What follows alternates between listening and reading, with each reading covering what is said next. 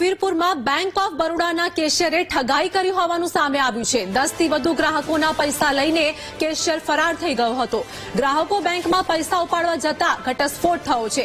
બેંકમાં પૈસા ઉપાડવા ગયેલા ખાતેદારોને કેશિયરે કેશ ન હોવાનું પણ બહાનું આપ્યું હતું। કેશ આવશે ત્યારે ફોન કરીશ કહી ચેક લઈ લીધા હતા અને જુદા જુદા ખાતેદારોના અંદાજિત 20 લાખ રૂપિયાની ઉચાપત કરી ગયો।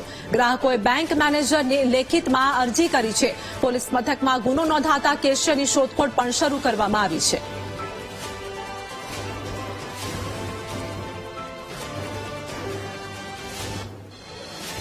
પૈસા ઉપાડવા માટે આ ચેક ભરીને 75,000નો ચેક ભરીને ઇન્સ્ટ્રક્શન આપે।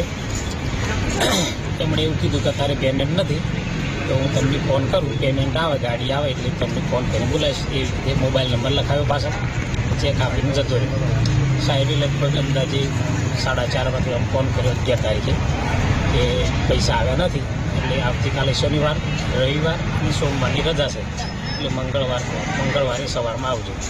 પછી મંગળવારે સાહેબને ફોન કર્યો, સાહેબે એવું કીધું કે હજુ સુધી ગાડી આવી નથી, આવશે એટલે ફોન કરીશું।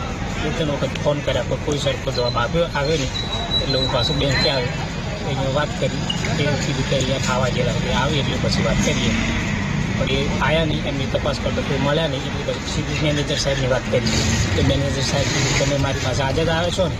મેં કીધું હા સાહેબ, તો તમે તે ખુલાસો કર્યા પણ મારા પૈસાની જરૂર છે અને છોકરીનું લગ્ન લીધેલું છે, એટલે સાહેબ એમ કીધું તમે કાલે રવિવારની રજા છે એટલે સોમવારે આવો તમને કરી આપી છે। એટલે હું આજે સવારમાં 11 વાગે આવ્યો, સાહેબ એમ કોઈ બોલ્યા નહીં, એમની ખાલી અરજી લેખી સાહેબ આલી જાણ ખાતા હજુ સુધી કોઈ જવાબ આપ્યો નથી।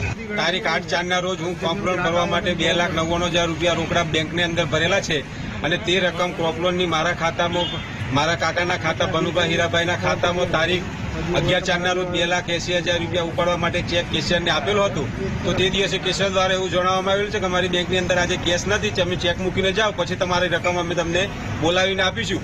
અમે બેંકના કેશિયર હોવાના નાતે અમે એમના ઉપર ભરોસો મૂકી અમારો ચેક બેંકની અંદર આપેલો। ત્યારબાદ એને તે રકમ પાસબુકમાં માલુમ કરતા 11 તારીખે જ કેશ ઉપાડી લીધેલી હોય